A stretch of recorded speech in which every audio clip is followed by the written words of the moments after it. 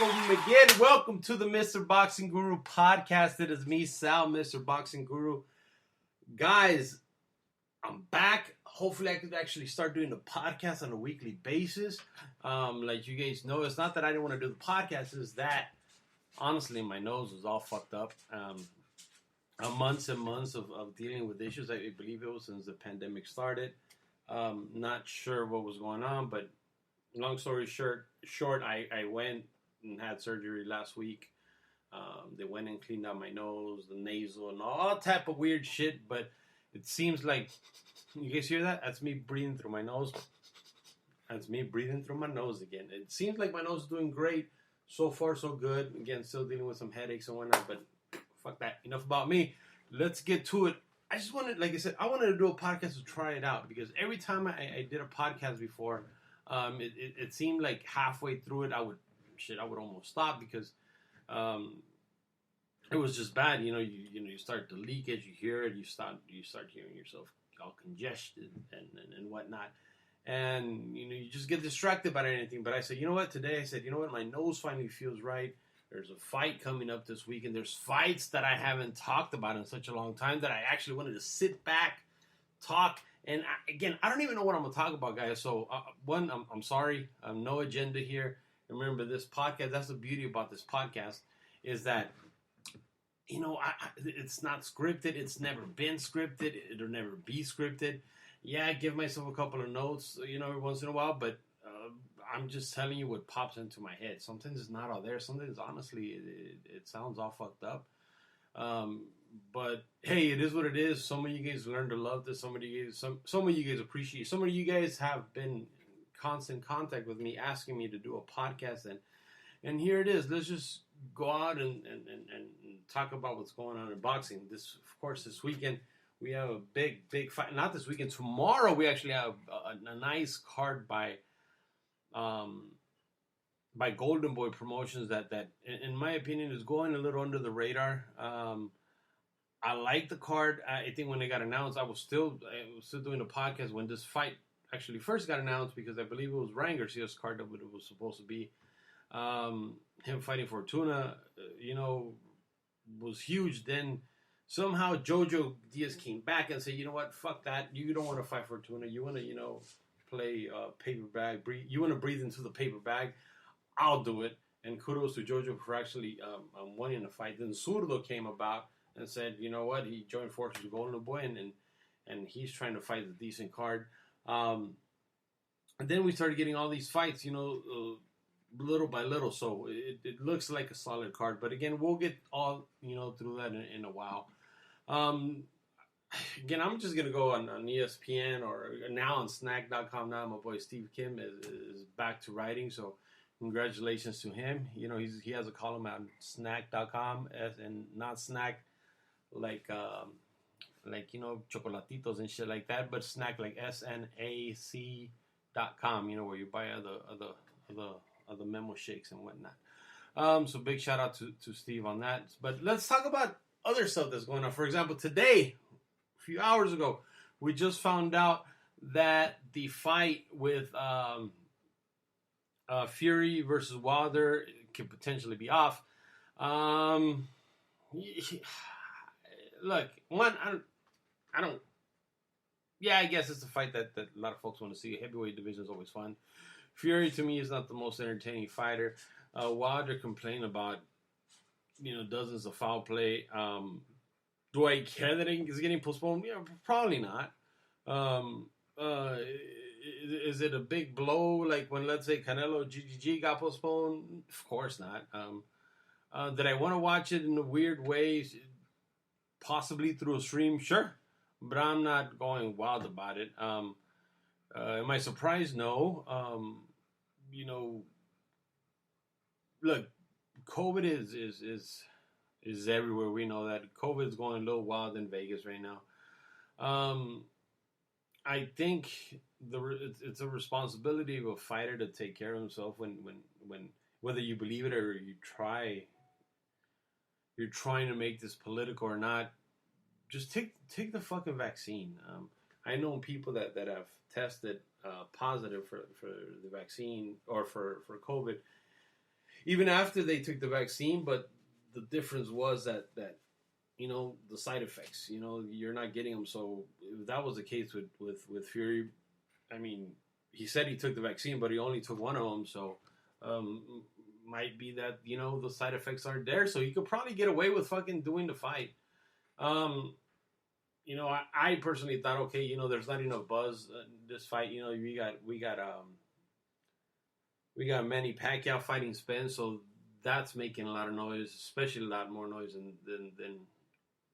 than Fury versus Wilder. Because again, Fury versus Wilder, we watch it on paper. We look at it on paper without all the, alleged drama that's going on. Fury versus Wilder, and the first Fury versus Wilder, I mean, a lot of people might have had a draw. I think most people saw Fury outbox Wilder for 12 rounds, minus, maybe he won 30 seconds of the whole fight. And that was when he dropped, when Wilder dropped Fury. But other than that, it was a one-sided beatdown, and the second fight was even worse. So, again, to the people that don't know the drama that goes on, and you're a casual fan, you're saying, you know what? Why the fuck am I gonna watch this fight again? We already saw this fucking Gumby ass white dude beat the shit out of this guy twice. Why am I gonna pay or fork up another certain amount of money to watch this fight when we already know the outcome?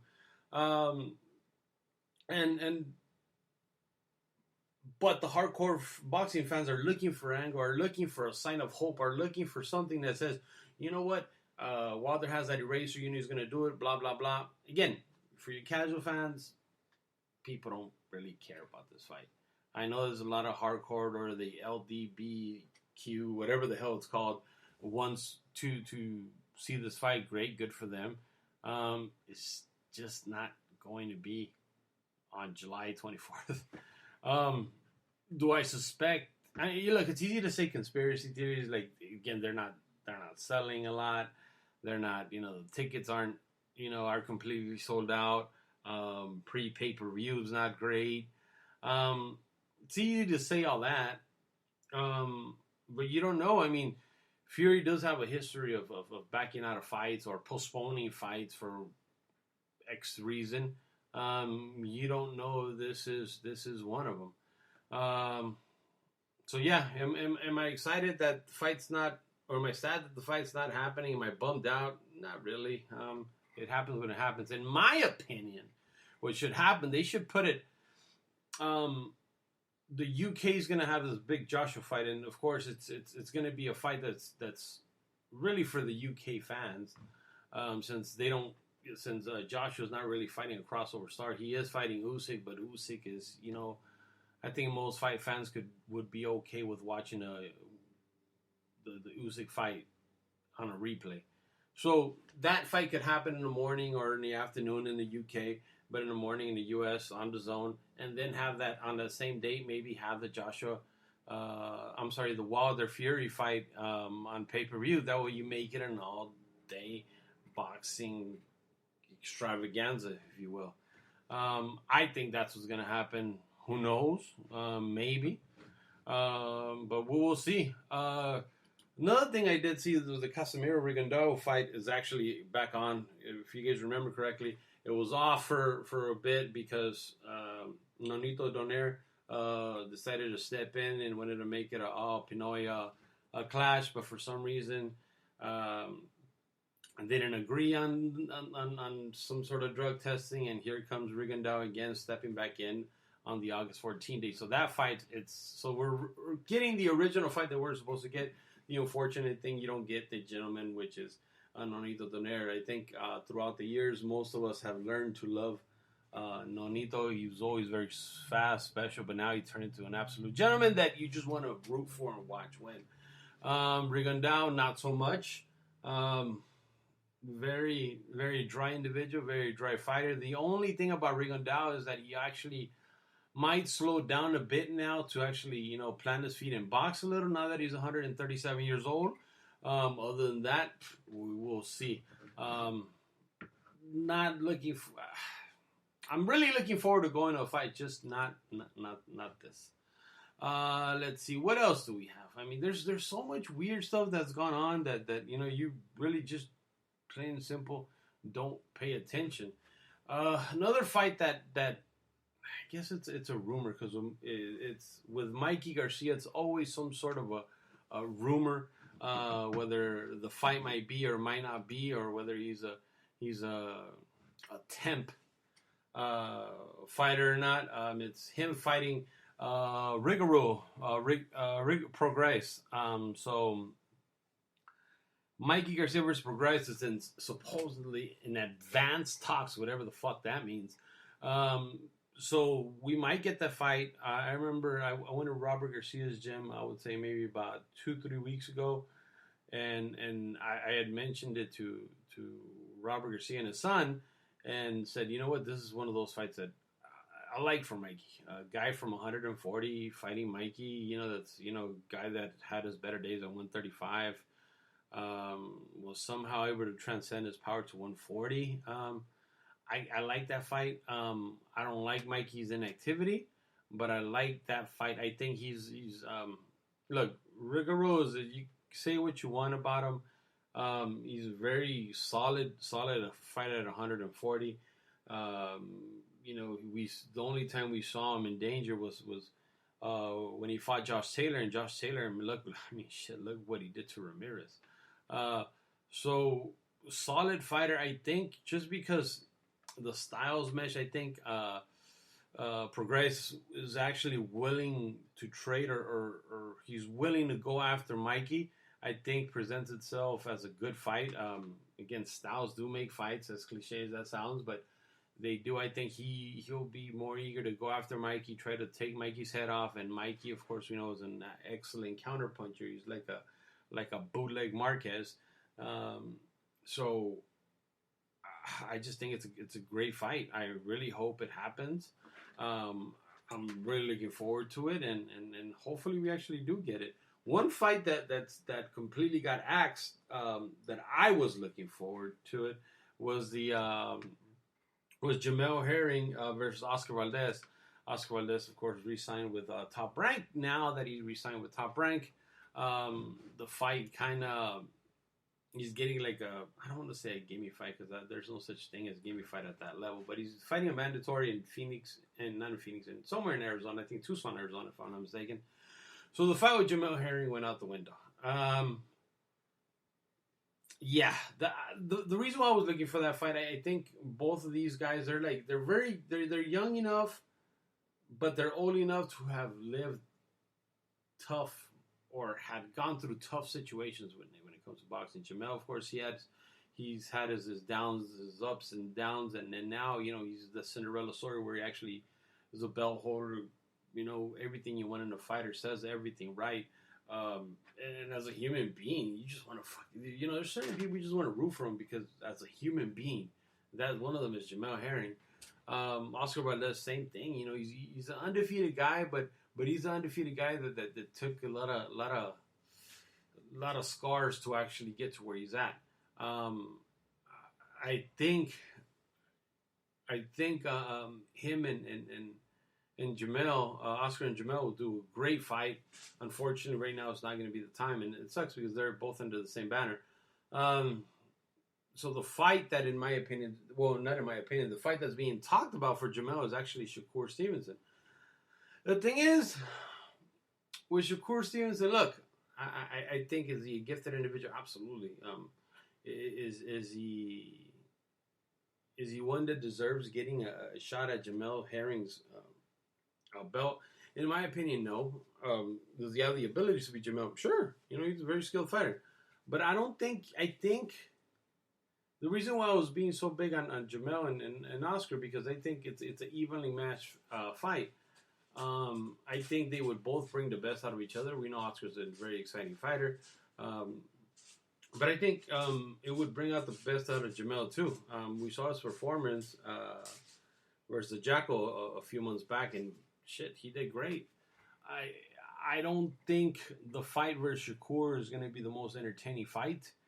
I don't think it's going to be. It's not one of those fights where it's very sought out for by ESPN, because they know like as skilled as Shakur is, he just doesn't move the needle. When the going gets tough, he goes, and I don't want to call it a bicycle, but he boxes, plain and simple. He boxes, but he boxes for himself, sort of like his boss, Andre Ward. You know, they fight for themselves. They don't care, you know, with the entertainment. And I get it, they shouldn't, but it's not something that as a subscriber of ESPN I want to really watch. I don't get anything from Shakur beating Jamel, or even Jamel beating Shakur. It's not there. I really hope they go away from it. I think there's enough belt holders or for Jamel to fight, or even guys like not even belt holders, just making good fights. I mean, JoJo fights this weekend. Why not a fight with JoJo? You know, there's other fights out there, and I really, really hope they make something off of them. But yeah, I mean, look, we had a bunch of fights. You guys already heard them in all these other fucking podcasts. You guys got Steve to listen to. You guys got hot boxing. That's one thing I did watch. I thought it was a bit interesting. You guys haven't watched that Mike Tyson a podcast is kind of interesting. Not so much because of Mike, because Mike just starts talking like this, and everybody else don't understand what the fuck he's talking about. But I think Cejudo, Cejas, whatever, that MMA guy, dude, he asked interesting questions, but more than interesting questions, I think because of Mike, they have the ability to pull a hell of what do you call it? A hell of a guests. They have that ability. They'll bring anybody, because I mean, shit, who doesn't want to sit back, talk to Mike Tyson, you know, smoke a joint? It sounds like fucking fun as hell to me. So why not? But yeah, interesting podcast. Of course, Steve's podcast is always kicking ass. Then you guys got like Beto, Duran, and you know, whatever they do with there's Diaz, and you know, kind of cheer each other on. It's pretty neat. Let's see. So let's actually look at this fight schedule for tomorrow, because I think again, this is one of those fights. This is one of those cards where one is stacked from head to toe, and the fight, you're not getting these 4 or 6 round fights. You're getting legit contender or championship fights. So I thought it was pretty interesting. So again, on July 9th. From Los Angeles at the Bank of California on the Zone, Gilberto Ramirez versus Sullivan Barrera, 12-round fight, light heavyweights. This fight, in my opinion, it's going to be a bit interesting, because it's not a fight that's promised to Zurdo. As a matter of fact, I wouldn't be surprised if Barrera actually beat Zurdo. It's just Zurdo's a good guy, but. Fuck it, I'll say Zurdo doesn't fucking move the needle. And all this new interest from certain angles of boxing it's weird, because it's because he's with Golden Boy. Now, when he was the top rank, you know, nobody gave 2 shits about Zurdo. And honestly, it sucks, because it seems like, again, the whole card is good, but it seems like people are sleeping on it because it is Zurdo. Zurdo's not. He's not that guy. He's not. I don't know, man. We'll see how he does, but and I hate to say it, because I love the folks at Golden Boy, but it's not a fucking fun fight.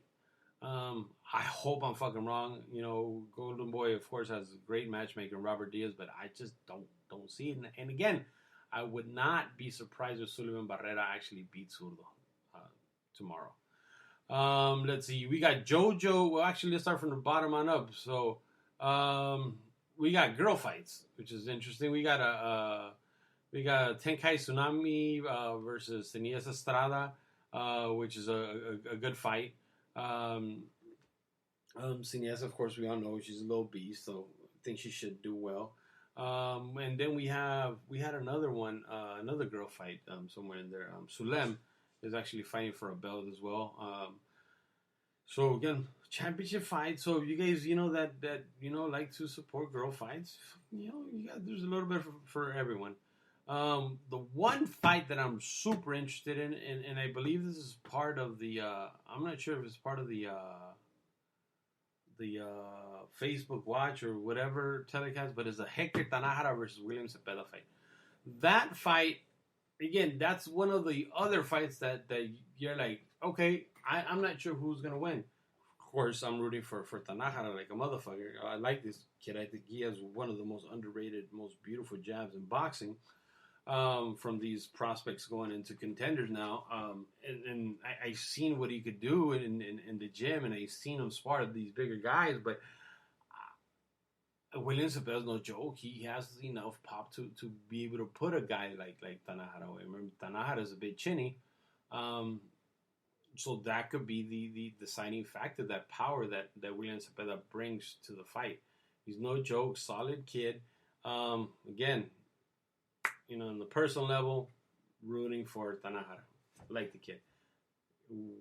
Is it a toss-up fight? Absolutely. I don't think any of these fights from tomorrow are actually easy fights. That's the beauty about these fights.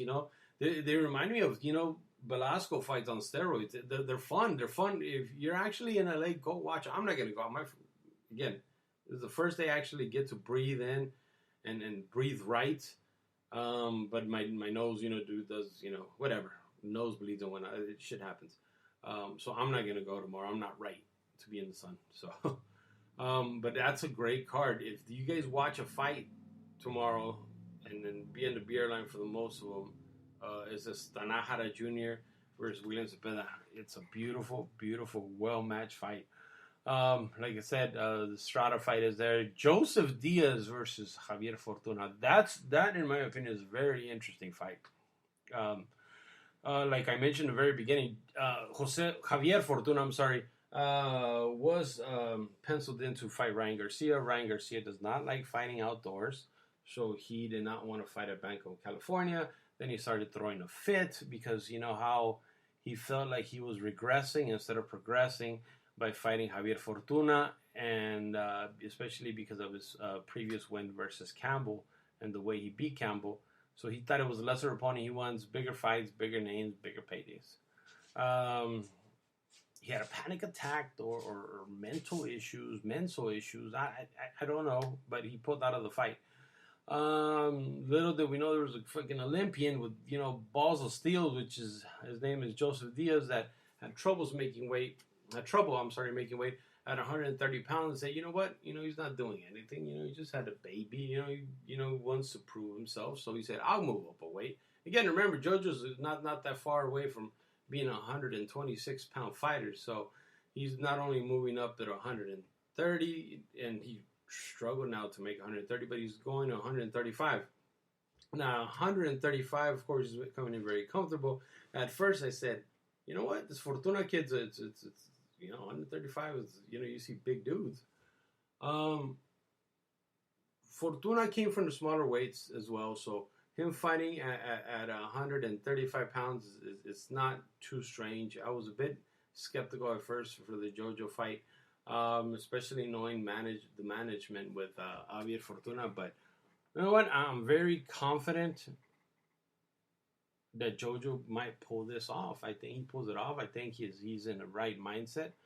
I think he has the abilities to win this fight. So, hey, I'm rooting for JoJo. Again, I'm not media. I don't care. I'll root for whoever the fuck I want. I think JoJo has the abilities to win.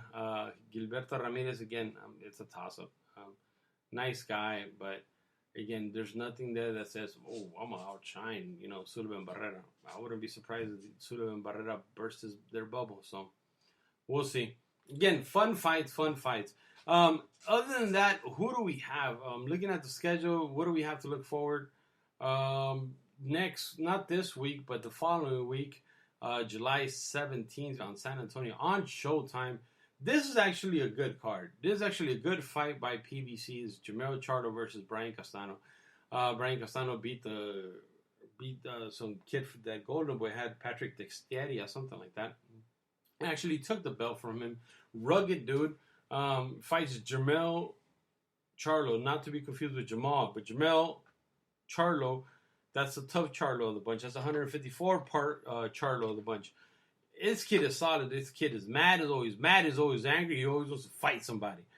I like this kid. I respect this kid. It's a unification for the IBF, WBC, WBA, and WBO. So there's a fight for undisputed at 154-pound super welterweight, light middle, whatever you want to call it. This is a legit unification fight.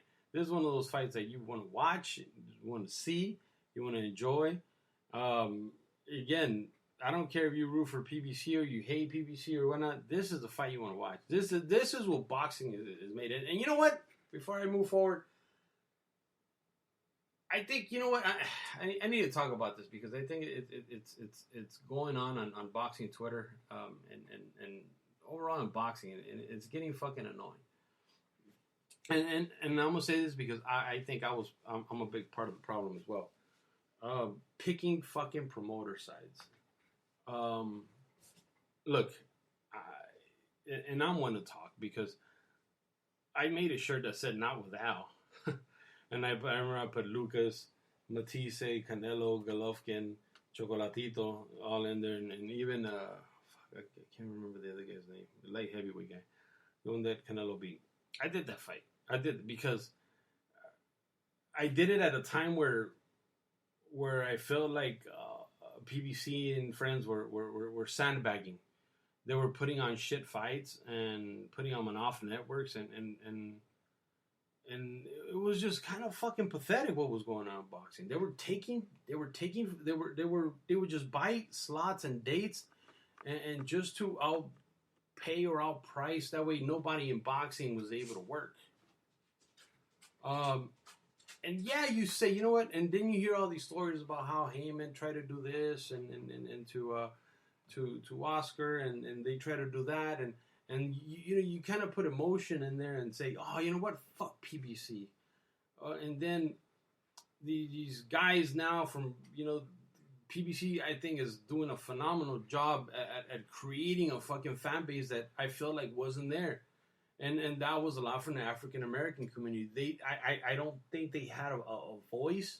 They had representation as well as they do now. But now they created I don't want to say a monster. They created a fucking superpower where all these PBC guys, they go and fight for PBC and whatnot, and they actually go to their fights. I mean, before, my biggest complaint from PBC was they would make shit fights. They would put them in awkward fucking places where nobody could go, and it almost felt like they were shooting themselves in the foot. And we're talking about, 5 years back when all this crap started. So yeah, I didn't like it. Anything they made fucking made me not want to watch it. And I would honestly say fuck PBC. But it wasn't so much, fuck out him and fuck. It was just fuck what you're doing to boxing. You're fucking manipulating boxing, and you're not allowing great events to happen. Now, they came in as a superpower. They came in with a lot of money. They came in and milked a lot of networks dry. But somehow they had a bigger idea, a bigger picture of what was going to go on. And now they're to the point where they're making fights. They're at least trying to make fights. And you have to call a spade a spade. You have to, when somebody's doing a good job, you have to give them the fucking credit. And Showtime, like, this is a prime example. This just Jamel Charlo fight versus Casano. This is a prime example where this is a great fucking fight. And I think these fucking I Love Heyman fucking douchebags need to fucking chill. And these I Love Top Rank fucking douchebags, or I Love the Zone douchebags, I Love Golden Boy assholes too, need to say, you know what, fuck fuck each and every one of these fucking promoters. And say, you know what? How can boxing benefit from everything and anything that's going on? How can we all make boxing great? So you have to call out these promoters when shit's not going great. And it's also fair to give credit when shit is going right, when you get something right. This Jamel Charlo fight, great fucking fight. I haven't stopped talking to whoever wants to talk about it, whoever wants to talk boxing. I love this fight. I like it. I love it. And fucking Viva Boxing. But when it's a fucking shit fight, don't start downplaying other boxers. Like, for example, Gervonta Davis versus El Azteca, bro. the young Victor Ortiz, whatever the fuck his name is, the kid that Gervonta just fought 2 weeks ago. Don't downplay everybody else because you want to somehow make Gervonta bigger than he is. Again, Gervonta's another fucking fighter. I love him. He's a fucking dog. I think he's here to fucking fight. I love the way he fights. I think he wants to fight. I think he knows he could beat a lot of these guys. But, you know, Floyd's molding him sort of like he molded himself, where he's going to let everybody beat the shit out of everybody, and then once everybody beats the shit out of everybody, then he wants to fight. And then once the fighters are damaged, a la Floyd, that's what he did in his career. So it's tough to back to what I was saying is that you don't have to knock a fighter or try to justify a shit fight. That was a shit fight. Barrios, I think his name is a shit. You can't tell me you'd rather watch Loma versus that you rather watch Barrios versus Loma versus Tank than Tank versus Loma. Tank versus Ryan. Tank, since you want to call it, Tank versus Taylor. And fuck that, because I think Taylor's too fucking big. I think that's reaching. But Tank versus regular fucking fighters. Champions, not regular belts and make some weird angle. That way, you know, you become a champ. Nah, fuck that.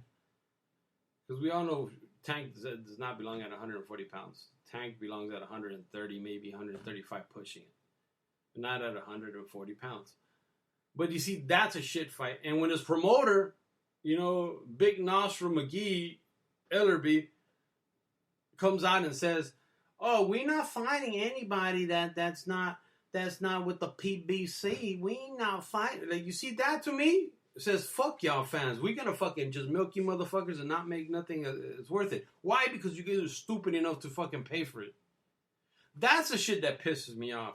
When promoters start doing shit fucking fights, but you know what? It's to the point where, like, I don't even want to fucking talk about them. It's not worth it. It's not worth getting pissed off, but it is worth commending them when they do shit right. It's not worth it.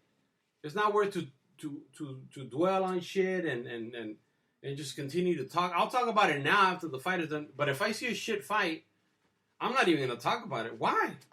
I might make fun of it. But, I mean, I'm not really being proactive about promoting a fight that I know it's not going to be entertaining. It's not going to be the best fight in the best, especially at that level. And even with Tank, and that's another thing. That's maybe another issue that I have. I have no issue developing Tank, especially as young as he is. He's, 23, 26, whatever. He's at the point where maybe they don't feel certain about him, and so they want to milk as much money as they can off him. I get that, but call a spade a spade. Don't tell me he's a fucking 3-4 world champion when he's not fighting champions. He's fighting for a belt, but he's not a champion. It's not a championship caliber fight. He's not fighting the best in that division or even the best in that organization. He's not, and that's what I talk about. Shit fucking fights. And now you hear stories about they made 250, like the LDBQs guys are saying they made, you know, 250,000 buys, and then you're hearing that the real number is more like 100,000 buys. Who knows? Who cares? But I'm just telling you, try to make the best possible fights. And again, just don't call them fucking championship fights, because that's when it pissed me off. Anyway, back to my rant. Back to the Showtime card again. Jamel Charlo.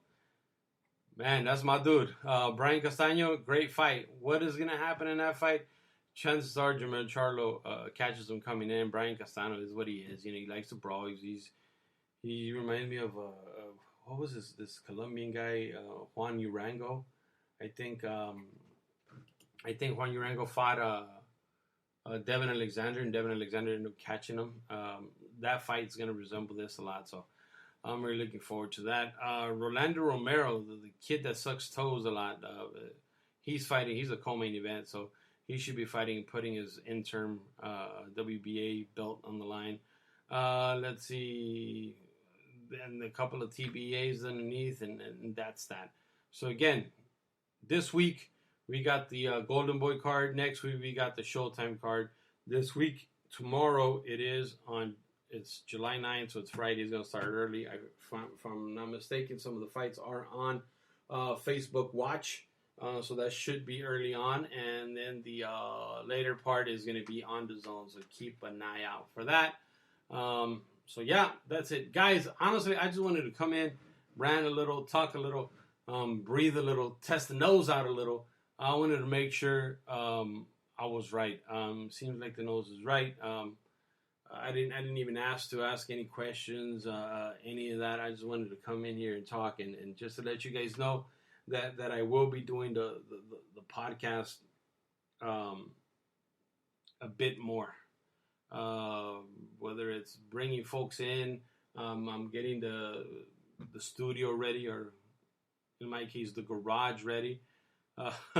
So we'll start working on something, and hopefully the podcast get better. Maybe I could bring in some guests. Again, like I said, I didn't want to bring a guest till I got good.